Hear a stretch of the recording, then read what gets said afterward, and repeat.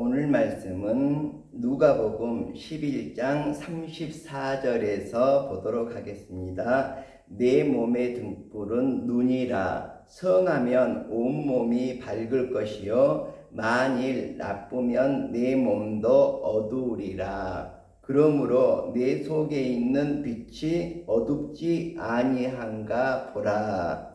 자, 오늘은 눈뜬 맹인을 따라가세요. 이런 제목으로 하나님의 말씀을 살펴보도록 하겠습니다.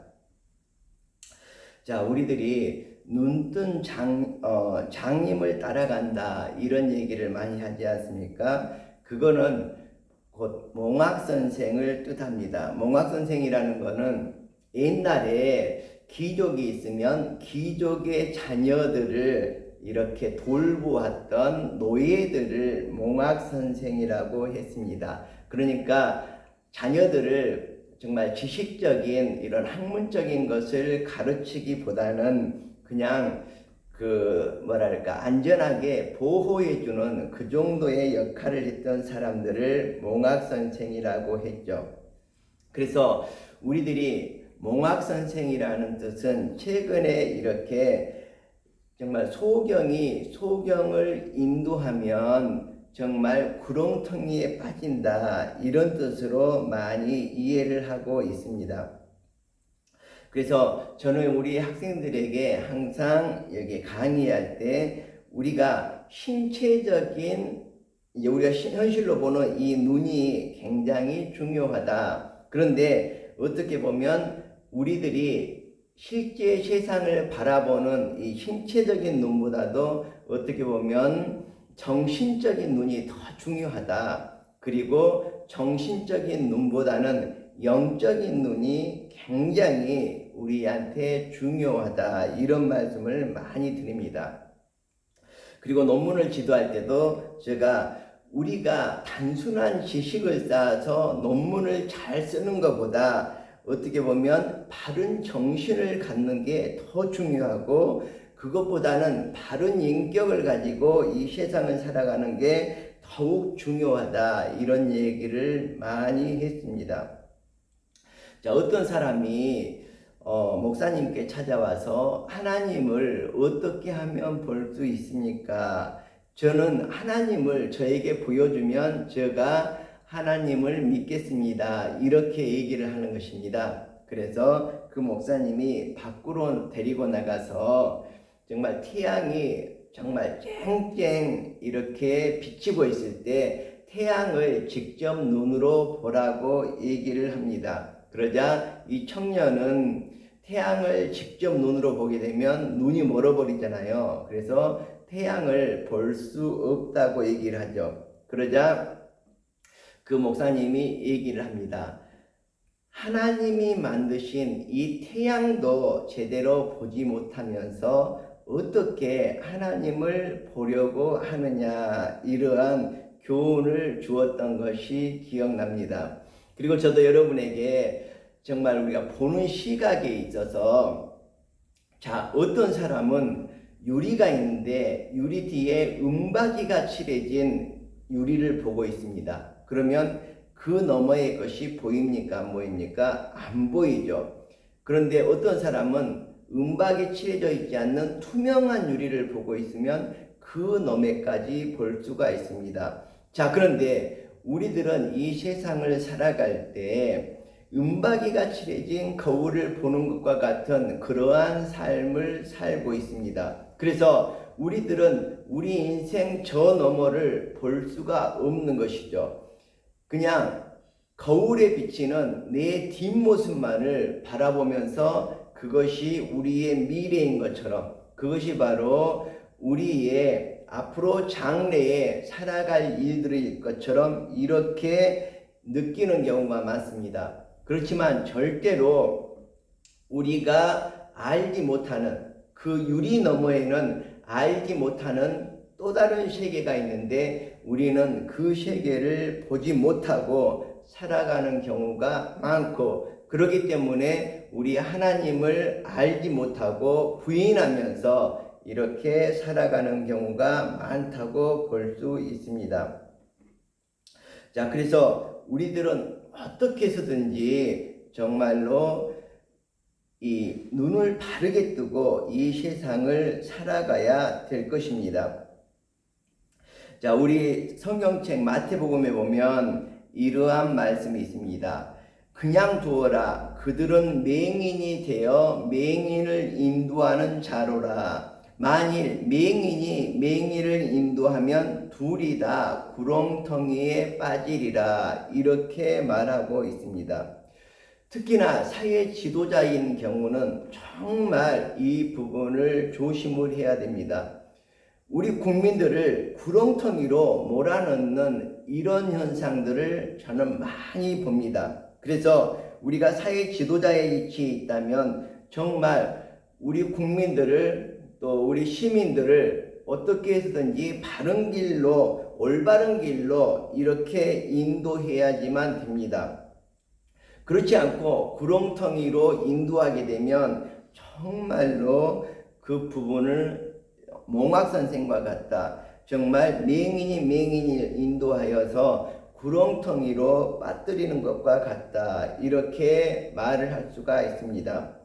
제가 잠깐 민수기를 보도록 하겠습니다. 민수기에 보면 눈이 밝은 나아기와 또 눈이 먼 예언자의 그 두 사람의 대조가 되고 있습니다. 그러니까 두 사람이 아니라 나귀와 사람의 대조를 이루고 있는데 바로 이 부분이 눈에 대한 이야기이기 때문에 제가 우리 성경책의 민수기를 잠깐 보도록 하겠습니다. 그래서 우리 민수기는 어떤 책이냐 그러면 이스라엘 백성들이 하나님께서 허락하신 약속의 땅 가나안을 왜 들어가지 못하고 오랜 세월 동안 거친 광야에서 방랑 생활을 했는지 보여주기 위해서 기록된 책이 바로 민수기라고 볼 수가 있습니다.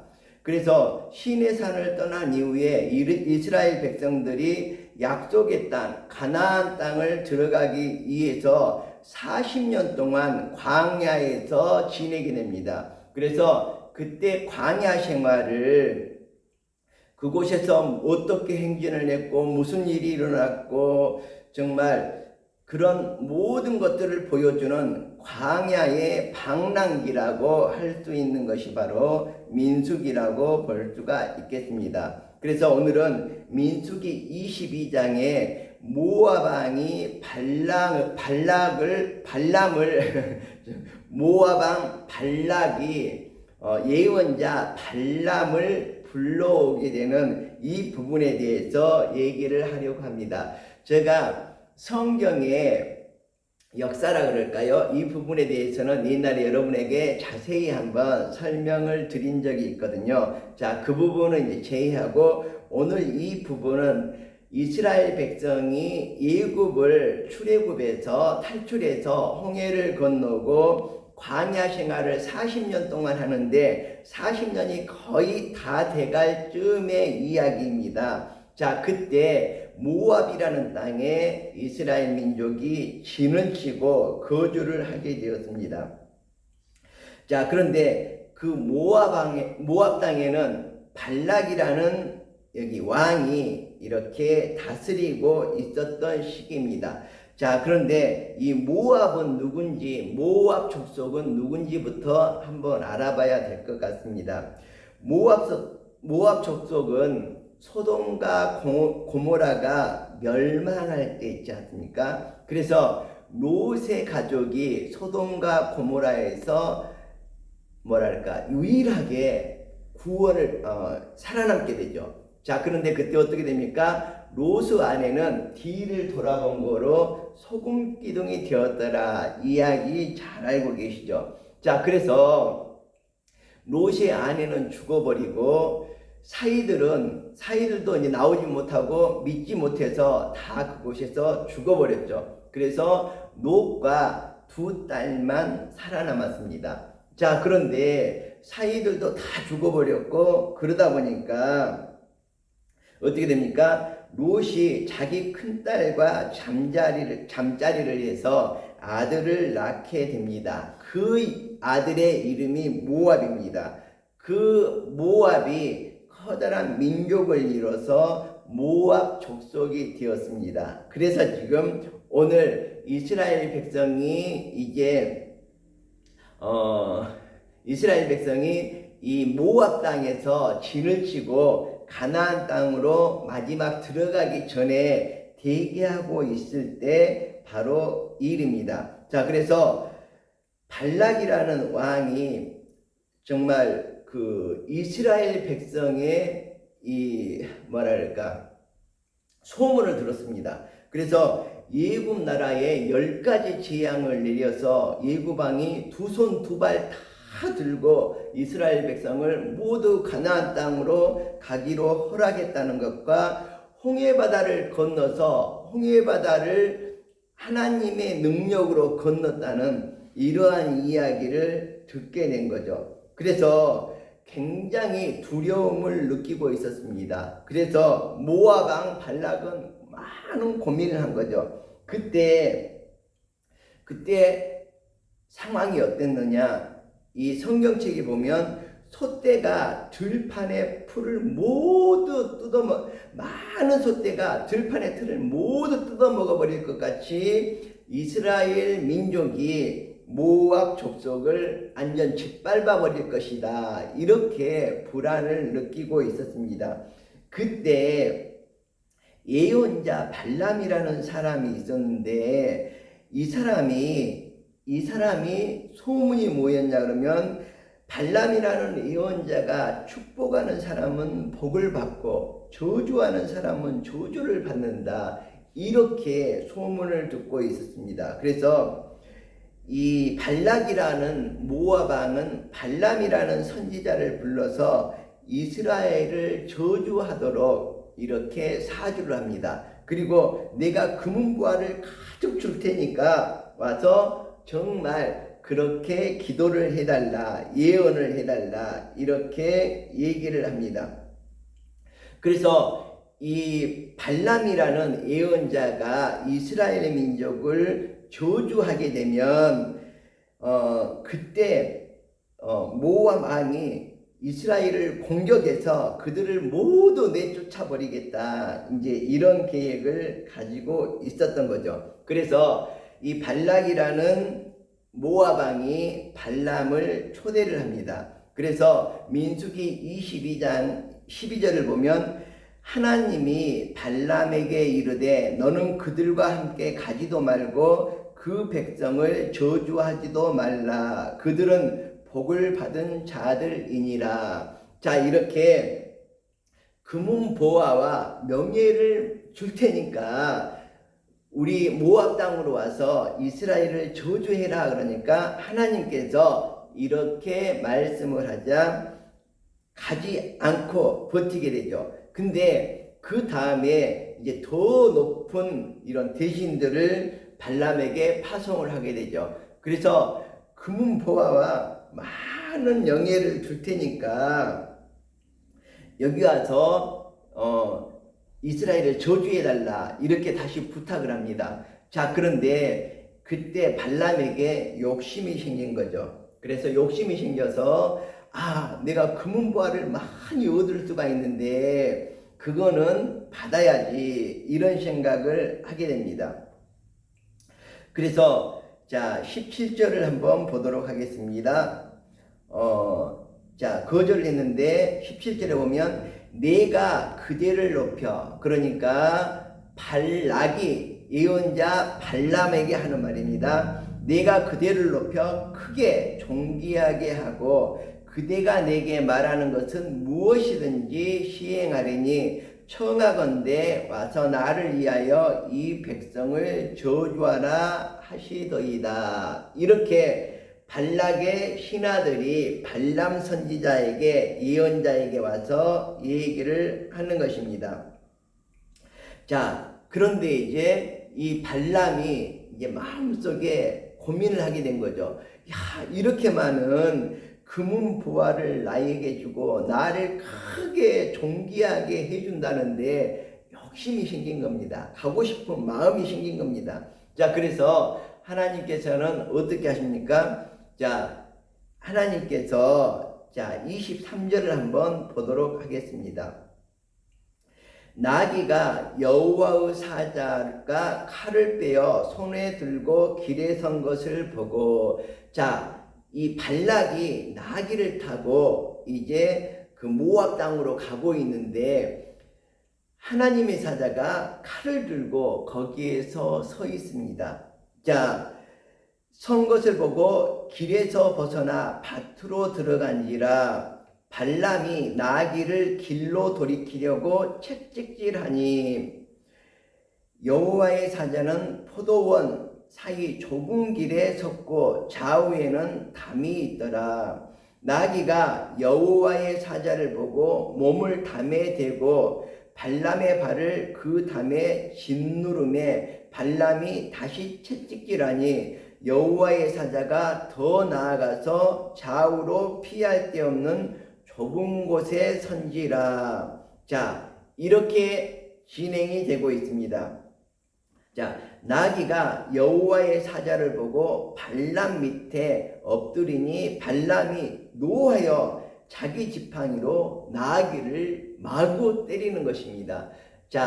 하나님의 사자는 발람이 모압 땅에 가서 이스라엘을 저주하고 금은보화를 가득 안고 정말 부귀영화를 가득 챙겨서 존귀하게 되고 높임을 받게 되는 그 부분을 막으려고, 이스라엘을 저주하는 그 부분을 막으려고 되돌아가라고 앞을 막고 칼을 들고 서 있는데 이 발람이라는 사람은 그 사자를 보지 못한 것입니다. 나귀만 보게 된 거죠. 그런데 발람이라는 사람은 죽고 싶어서 그쪽으로 지나가면 하나님의 사자가 당장 칼로 목을 쳐버리지 않을 것입니까? 죽고 싶어서 마귀를 계속 지팡으로 때리면서 빨리 가자, 이리에 가자, 이렇게 하고 있는 대목입니다. 여호와께서 나귀 입을 여시니 발람에게 이르되 내가, 당나귀가 말하는 겁니다. 내가 당신에게 무엇을 하였기에 나를 이같이 3번이나 때리느냐. 나귀가 신기하게 말을 합니다. 발람이 나귀에게 말하되 너가 나를 거역했기 때문이니 내 손에 칼이 있었다면 곧 너를 죽였으리라. 이렇게 얘기를 합니다. 그때 나귀가 발람에게 말하죠. 나는 당신이 오늘까지 당신의 일생 동안에 탄 나귀가 아니냐. 내가 언제 당신한테 이같이 하는 버릇이 있었더냐. 그러자 발람이 없었느니라 이렇게 말하죠. 그때 여호와께서 발람의 눈을 밝히시니 여호와의 사자가 손에 칼을 들고 길에서 선 것을 보고 그가 보고 머리를 숙이고 엎드리니 여호와의 사자가 그에게 이르되 너는 어찌하여 내 나귀를 이같이 3번 때렸느냐. 보라, 내 앞에서 내 길이 사악함으로 내가 너를 막으려고 나왔더니 나귀가 나를 보고 이같이 3번을 돌이켜 내 앞에서 피하였느니라. 나귀가 만일 돌이켜서 나를 피하지 아니하였다면 내가 벌써 너를 죽이고 나귀는 살렸으리라. 이렇게 말하고 있습니다. 그 이후에 어떻게 됐습니까?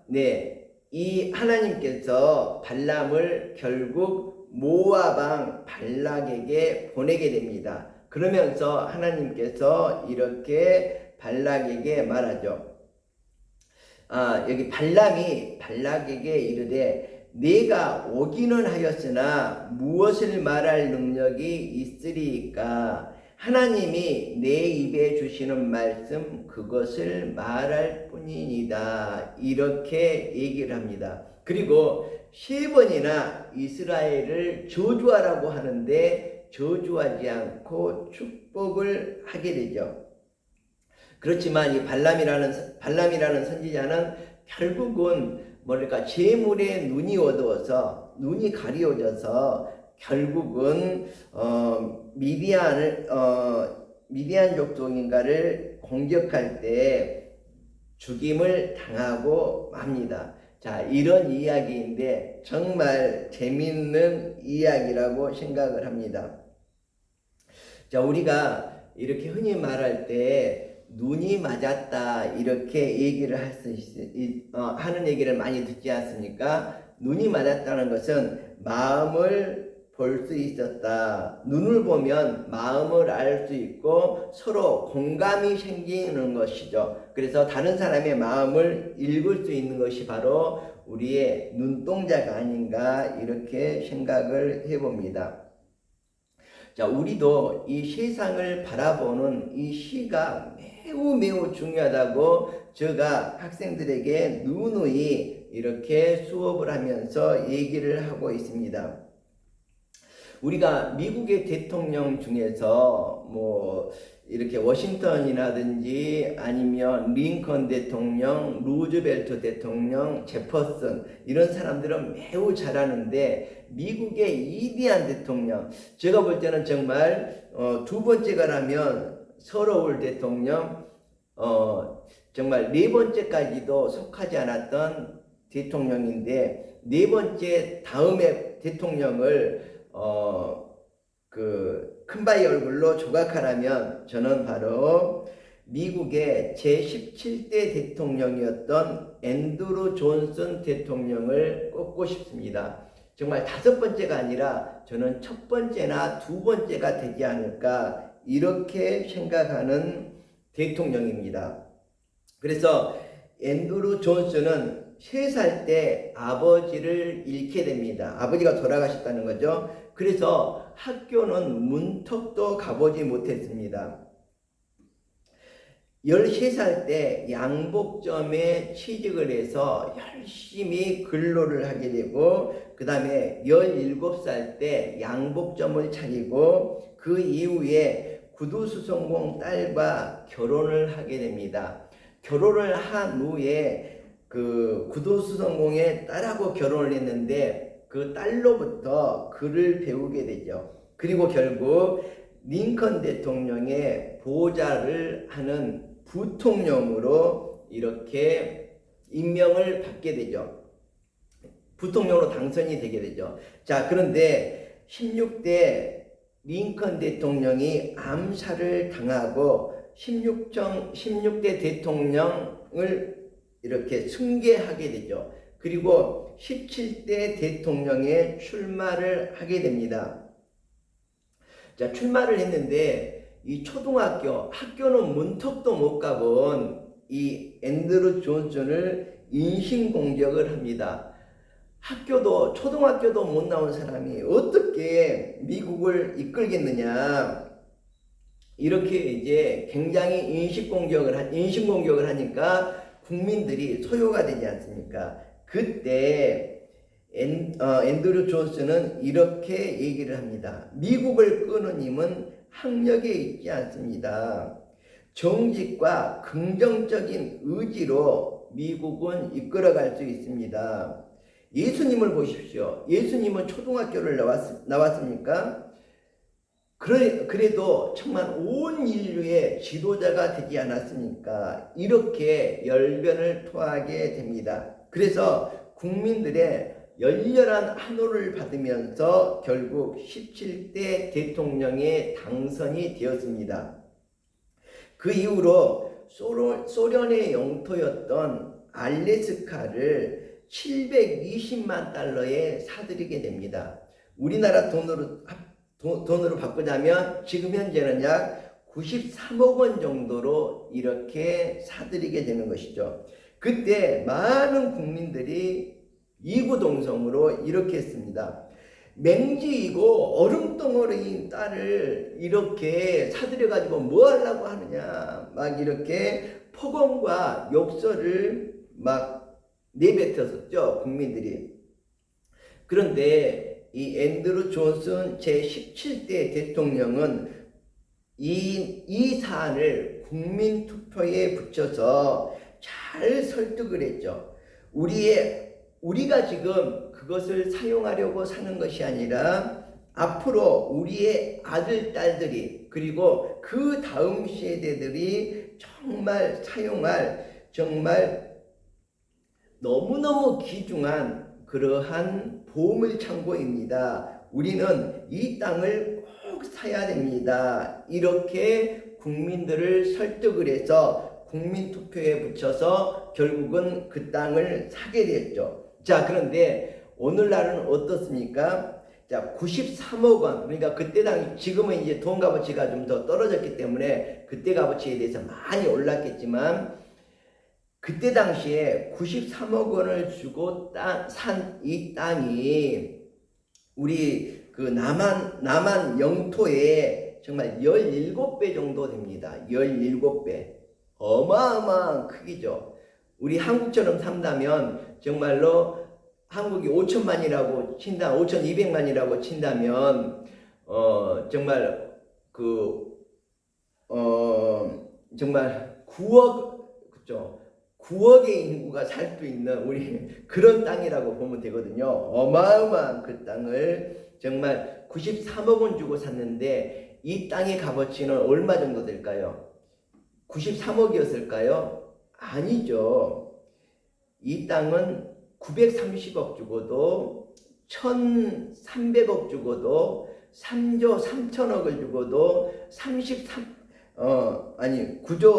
3천억을 주고도 93조를 주고도 930조를 주고도 9,300조를 주고도 아니면 몇 경을 주고도 못 사는 정말 귀중한 땅이었죠. 왜 그렇습니까?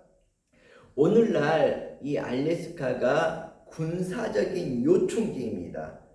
그래서 이 군사적인 요충지라는 것은 돈으로 환산할 수가 없죠. 근데 그 땅에는 금은 보석이 가득 묻혀 있습니다. 그리고 석유라든지 천연가스가 정말 가득 들어있는 정말 땅의 보고입니다.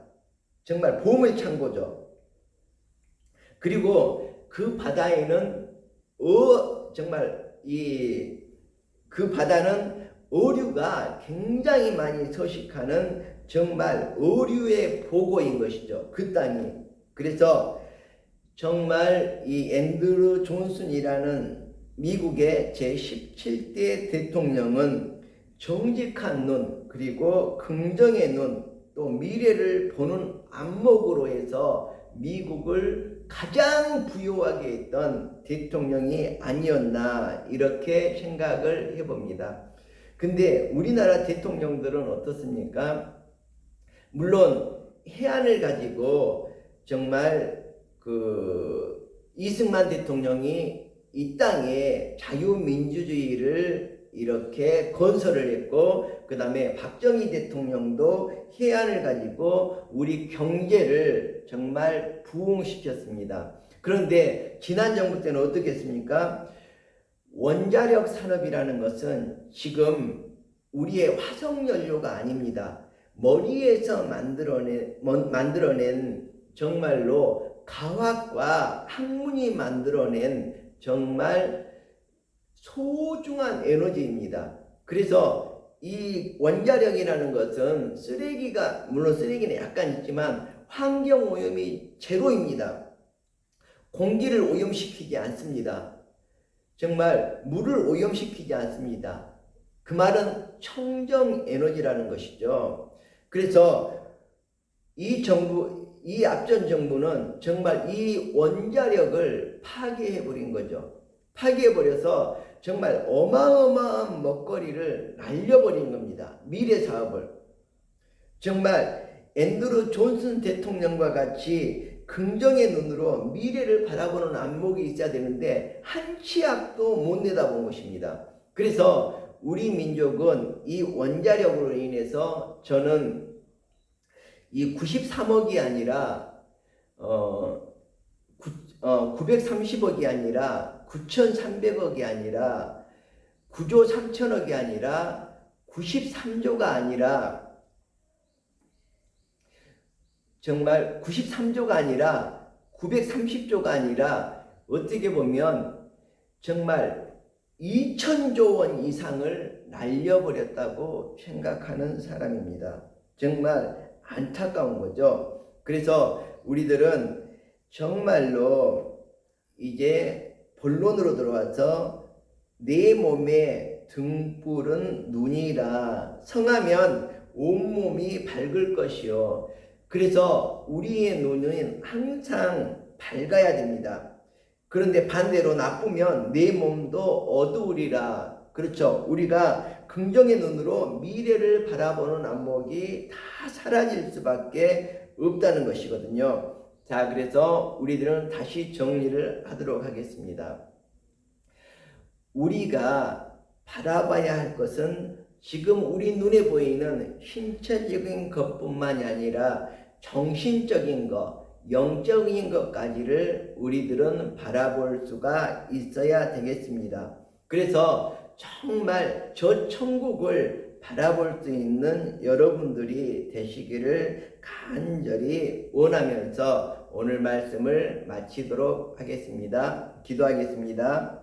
하나님, 오늘은 우리의 눈을 통해서 우리가 이 세상을 어떻게 바라볼 것인가를 생각해 보았습니다.